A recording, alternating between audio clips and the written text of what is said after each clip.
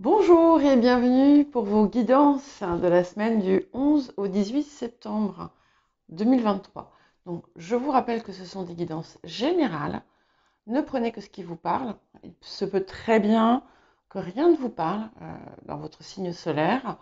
Et n'hésitez pas à consulter votre ascendant, votre signe lunaire, les signes où vous avez des amas planétaires et le signe où se situe votre nœud lunaire nord.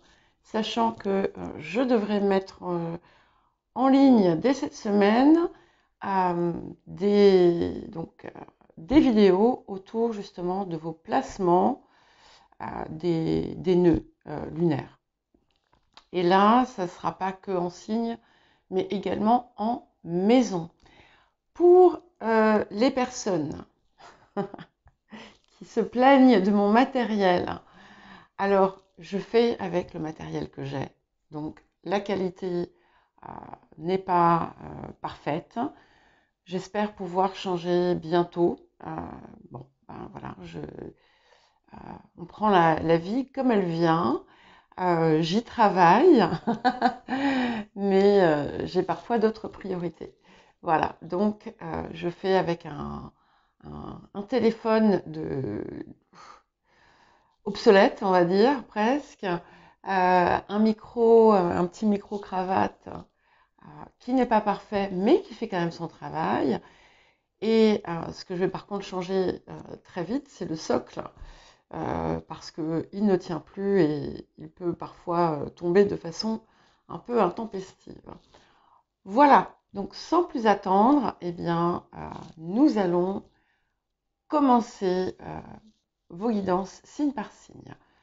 Non, j'ai oublié, pour les personnes qui s'interrogent sur Sibylle, qui ne savent pas que Sibylle, c'est mon chat, et elle, voilà, qui a 2 ans, bientôt 2 ans et demi.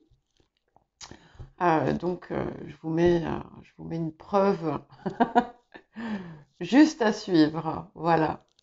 Et ensuite, nous passerons aux guidances. Tu dis bonjour, Sibylle.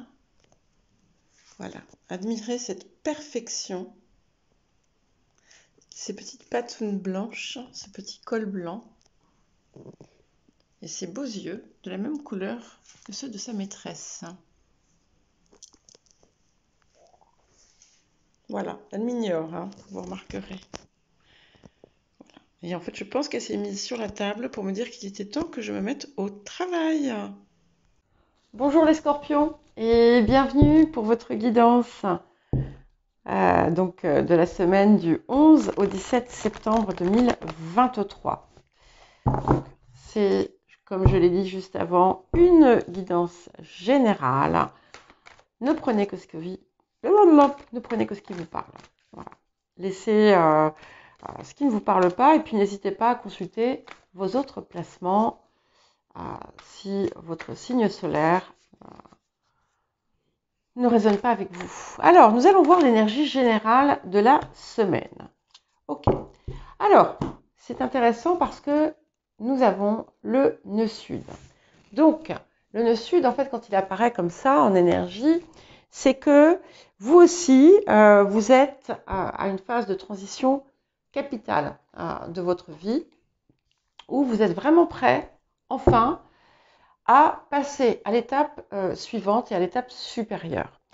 Ça vous permet, en fait, aussi de prendre le meilleur de tout votre bagage, d'optimiser vos ressources et vos potentiels pour mieux avancer finalement vers votre chemin. Hein.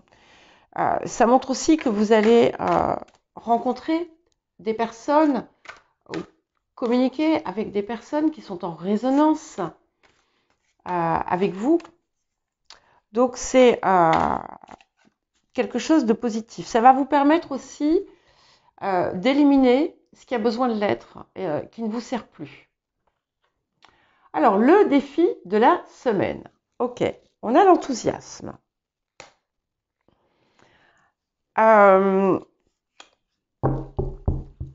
Alors, il y a plusieurs choses ici qui me viennent, hein, puisque c'est en défi. Il y a peut-être une part de vous, pour certains et certaines, qui se sent un peu vide, comme si vous avanciez, mais en ayant perdu un peu, ou en ayant l'impression d'avoir perdu la motivation. Pour d'autres, on peut avoir, au contraire, un excès d'enthousiasme ou une fougue un peu déplacée, une énergie qui va être trop, vous voyez, et toutes sortes d'excès, toutes sortes de démesures, voire même parfois ça peut se retraduire par de l'intolérance dans certains cas, hein. Et ça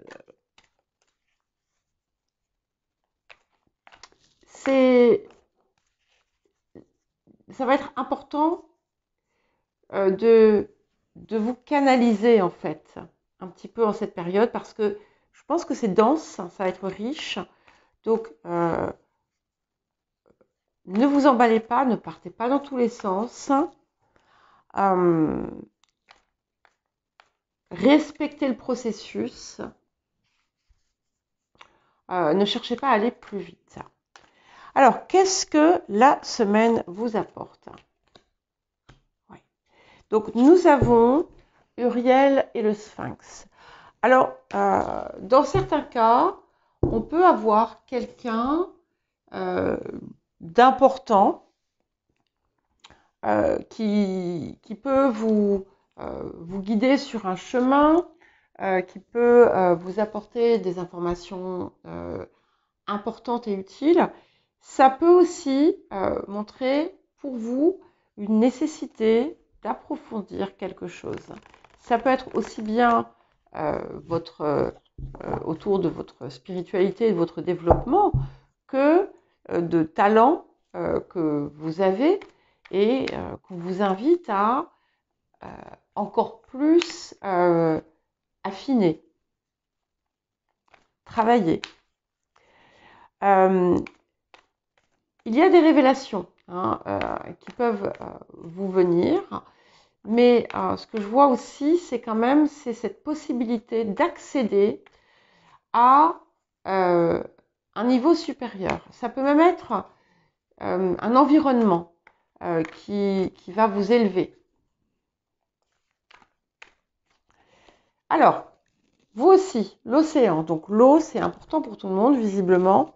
Mais l'eau, c'est aussi, bon, vous êtes un signe d'eau, hein, donc bien entendu, c'est important pour vous. Mais c'est aussi, alors peut-être que certains vont traverser les mers, certains vont se rapprocher de l'eau, voilà.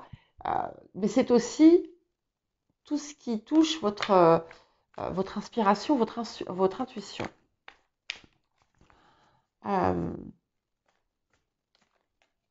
Ouais.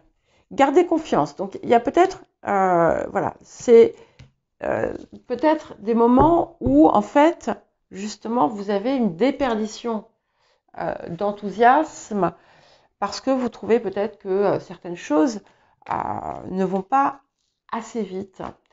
Ça peut être aussi parce que vous êtes embarqué sur quelque chose d'un petit peu incertain et qui parfois soulève des doutes en vous et on vous dit n'ayez pas peur, gardez confiance. Gardez confiance. Si vous parvenez à avoir une confiance mesurée, eh bien, les choses positives que vous désirez, vous allez les attirer à vous. Voilà. Et il est temps de partir. Donc, on a quelque chose, comme je vous le disais, avec ici le nœud sud, on est vraiment à une transition dans une transition importante, à une croisée de chemin. Peut-être que vous avez, dans certains cas, retardé le processus. C'est fini. Il ne faut plus retarder, il faut y aller. Pour d'autres, vous avez peut-être un gros saut dans l'inconnu à faire. Eh bien, on vous appelle à prendre le risque de le faire. Il peut y avoir un voyage important, là aussi, qui s'opère. Mais clairement, il est temps maintenant de changer En fait, on change de tome là. Hein. C'est pas, on tourne pas la page, on change de tome. On dit tome ou tome? On change de tome, je pense. Tome 1, tome 2, voilà. C'est une toute nouvelle écriture ici qui s'opère. Alors, ce que nous avons d'autre. Ok, donc nous avons effectivement, vous êtes baigné par des messages, des nouvelles inattendues, des propositions, comment dire, avantageuses pour vous, des choses un petit peu inattendues. On est vraiment vers quelque chose qui s'envole.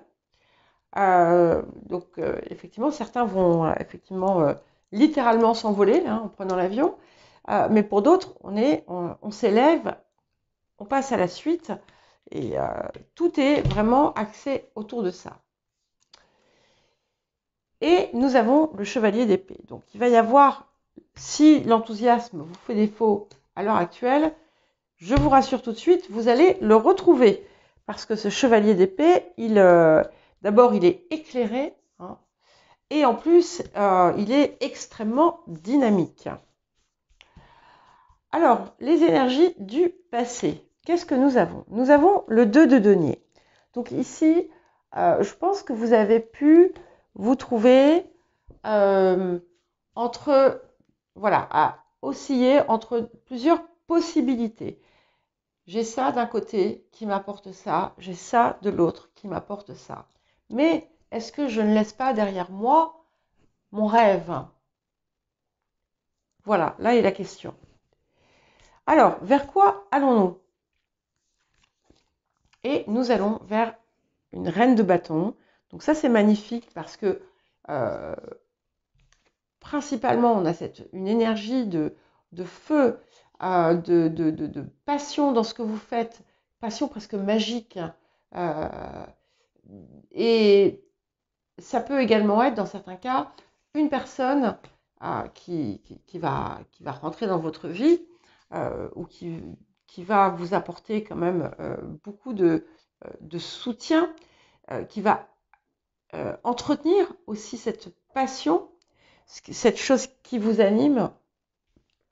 J'y vois une énergie créatrice et une énergie vraie, dans le sens où elle répond à votre flamme, à ce qui vous appelle. Et ce qui vient perturber, on va dire, le présent, c'est ce diable. Donc, et comme nous avons gardé confiance, que nous avons cet enthousiasme en opposition, vous êtes tiraillé, vous avez des doutes, vous avez des peurs, et à ça je vais répondre, écoutez votre cœur. Et qu'est-ce qui vient appuyer cette reine de bâton? Il y a peut-être des choses qui vous paraissent trop belles pour être vraies. Nous avons le pendu. Donc, le pendu ici va vous inviter à suivre finalement, à vous laisser couler dans le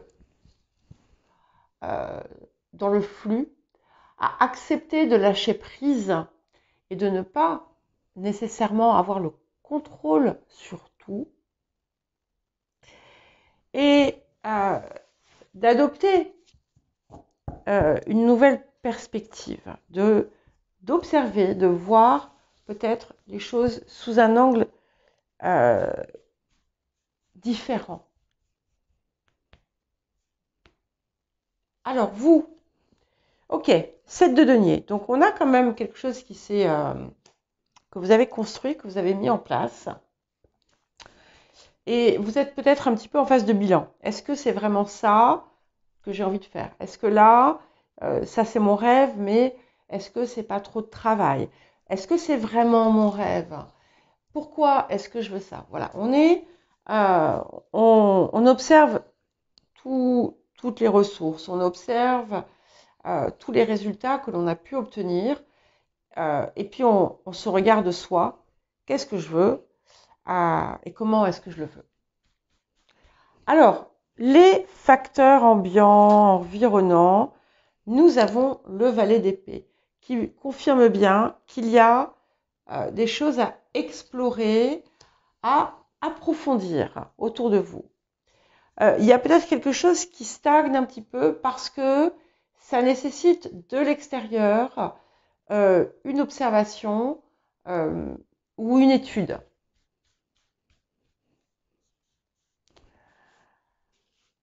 Il peut y avoir aussi des personnes qui sèment le doute en vous, hein.